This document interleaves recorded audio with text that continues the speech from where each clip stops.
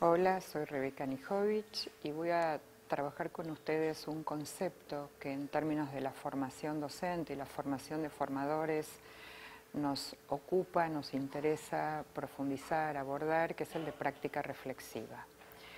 El concepto de reflexionar sobre la práctica no es nuevo, ya John Dewey hace muchísimos años habló de la capacidad que tiene el sujeto de reflexionar y él asociaba en ese momento, estamos hablando a principios de 1900, él asociaba la capacidad de reflexionar a un disparador que él definía como un problema, como alguna situación que hay que resolver que disparaba la posibilidad de pensar.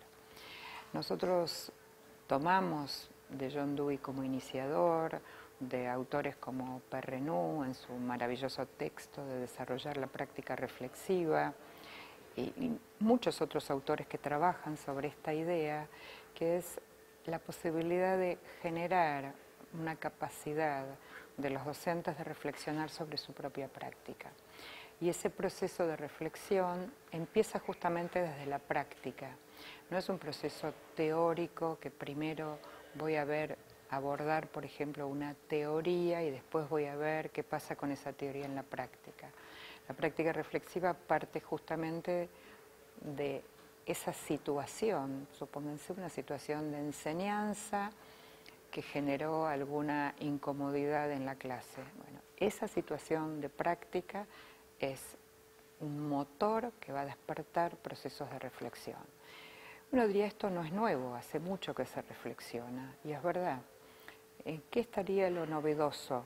En que queremos que esa práctica reflexiva se torne sistemática, que sea una habilidad, una capacidad que un docente aprenda en su proceso de formación y que se la pueda llevar consigo puesta y la pueda utilizar cuando ejerza la docencia. Y esa capacidad de pensar sistemáticamente, no solamente cuando algo no me salió bien en la clase, que sería lo más común, ¿no? Un docente tuvo una clase que no le fue buena o que piensa que no le salió bien, entonces se pone a pensar sobre la clase. La idea es que esta práctica sistemática de la reflexión sea un modo habitual que yo aborde en mis clases o al finalizar mis clases, no porque necesariamente haya salido mal, ¿no? Esta asociación a que pienso si algo no funciona. Y uno debería decir, pienso cuando las cosas funcionan y cuando no funcionan, porque de las cosas que funcionan bien puedo aprender un montón. Bueno, ¿por qué una clase me salió bien? ¿Por qué mis estudiantes hoy participaron tanto en la clase? ¿Por qué algo que pensé que iba a serles difícil les resultó fácil? Y esos no son problemas. Por supuesto que hay otros que sí lo son. Entonces, pensar en la idea de la práctica reflexiva como una práctica sistemática, disparada no solo por problemas, sino disparada o motorizada por la vida cotidiana que uno tiene como docente. Por supuesto que hay condiciones que nosotros necesitamos para que esta práctica reflexiva suceda. O sea, no es una práctica espontánea, hay que provocarla, hay que enseñarla, pero además necesito condiciones de tiempo y de espacio para que suceda. Y esto es tal vez lo más difícil de encontrar, pero también depende mucho de cómo uno gestione, en este caso, cómo uno gestiona la escuela, cómo uno gestiona una institución, cómo uno organiza en el horario de trabajo de los docentes un espacio para que esta práctica reflexiva sea sistemática. Para que sea sistemática necesito ayudarme con algunos dispositivos, o sea, no es me siento, vieron la imagen del pensador de Rodin, entonces me siento y pienso, no, necesito de algunos instrumentos que voy a compartir con ustedes varios ejemplos que permitan sistematizar esta práctica. Lo primero, antes de pensar en los instrumentos, quiero apelar al concepto de comunidades de práctica, un concepto desarrollado por Etienne Wenger, que permite pensar en cómo podemos constituir, ¿no? Él define muy bien la comunidad de práctica y dice grupos de personas que comparten una preocupación, un conjunto de problemas o un interés común acerca de un tema y que profundizan su conocimiento y pericia en esta área a través de una interacción continua. Entonces, nosotros deberíamos poder pensar cómo nuestros institutos de formación docente se constituyen en comunidades de práctica, para que esta práctica reflexiva sea efectivamente sistemática. Y entonces, algunos dispositivos a modo de ejemplo. Miren, uno es un ateneo de buenas prácticas de enseñanza. Así como los médicos hacen ateneos clínicos de casos, ¿no?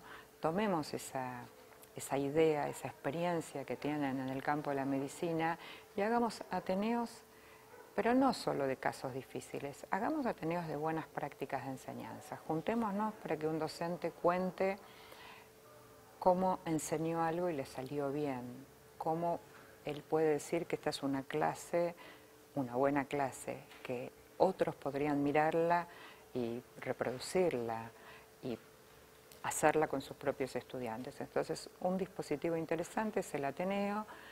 Obviamente la frecuencia la define en la institución, pero lo importante es que sea sistemático, que rotativamente los docentes puedan presentar distintas prácticas.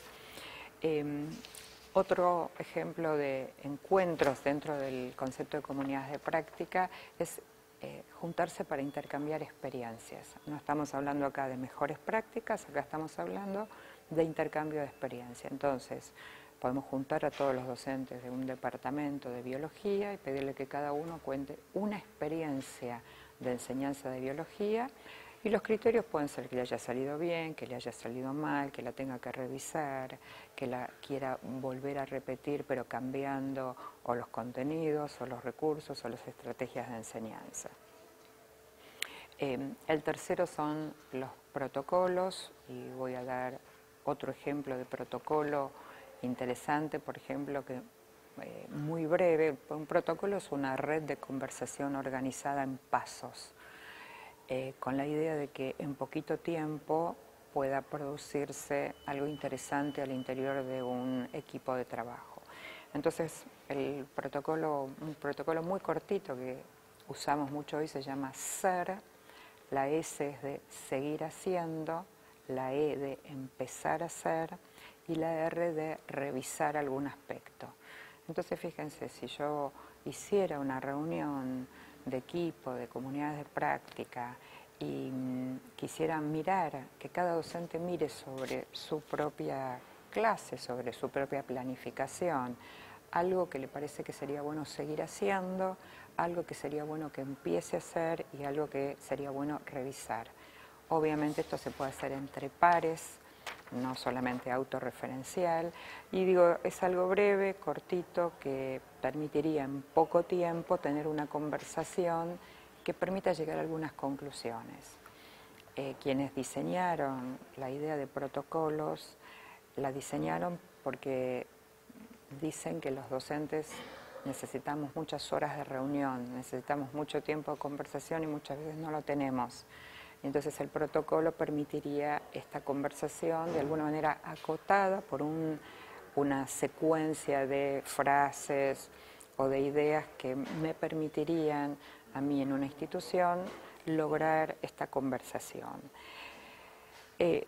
La última idea que quiero compartir, que nos parece que contribuye a la práctica reflexiva, es todo lo que tiene que ver con observación entre pares.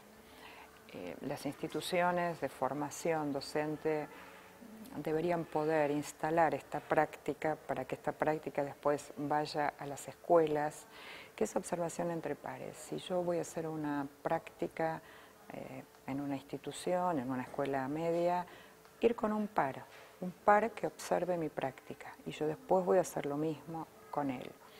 Hay mucha investigación mostrando el valor de la retroalimentación entre pares. Esto hecho con niños desde el jardín de infantes hasta la universidad.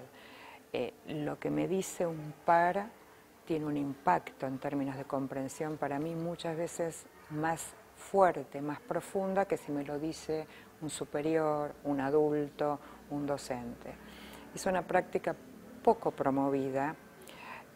Muchas veces es cierto, alegando a factores de tiempo, ¿no? De disponer de tiempo para observar un par, Pero me parece que no es un problema solo de tiempo, también es un problema de qué tipo de prácticas reflexivas queremos generar en nuestros docentes.